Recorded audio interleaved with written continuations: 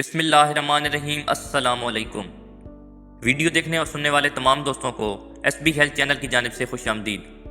दोस्तों, आज की इस वीडियो में हम आपको बताएंगे कि रोज़ा रखने से आपके जिस्म में क्या होता है और इससे आपको कौन कौन से हेल्थ बेनिफिट्स मिलते हैं।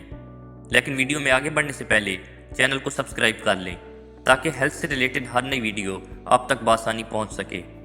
दोस्तों, जब आप रोज़ा रखते हैं तो इसका असर आपके डाइजेस्टिव सिस्टम पर, आपके इम्यून सिस्टम पर, आपके ब्रेन पर और जिस्म के तमाम हार्मोन्स और छोटे से छोटे सेल्स पर भी होता है। इसकी वजह यह है कि जब आप तकरीबन 15 घंटे तक रोज़ा रखते हैं और बाकी 7 से 8 घंटों में अच्छी खुराक खा लेते हैं और साथ ही वर्जिश करते हैं, तो इससे आपका जिस्म इंसुलिन के मामले में ज़्यादा हिसास हो जाता है।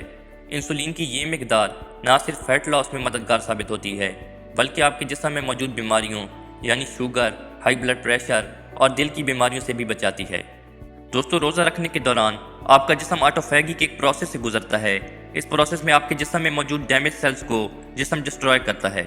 ये प्रोसेस आम रूटीन में नहीं होता बल्कि रोज़े की हालत में ही होता है। ये प्रोसेस आपके चेहरे की झुर्रियों और एक्नीस पर भी असरअंदाज होता है और इन्हें ख़त्म करता है और साथ ही आपकी इम्यूनिटी को बूस्ट करता है और जिस्म में नए वाइट ब्लड सेल्स की पैदावार को बढ़ाता है जो कि बीमारियों से लड़ते हैं।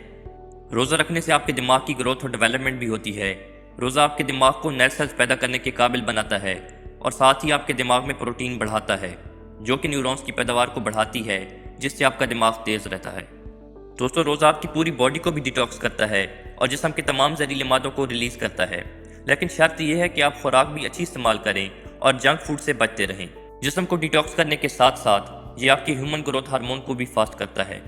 रोज़ा रखने से आपके निज़ाम हाज़मा को थोड़ी सी रिलीफ मिलती है जिससे कि जिस्म को साफ करने में एनर्जी सर्व करता है। इससे आपके जिस्म में मौजूद सेल्स हील होते हैं और जिस्म एक्टिव होता है और साथ ही जिस्म के ऑर्गन्स भी रिपेयर होते हैं।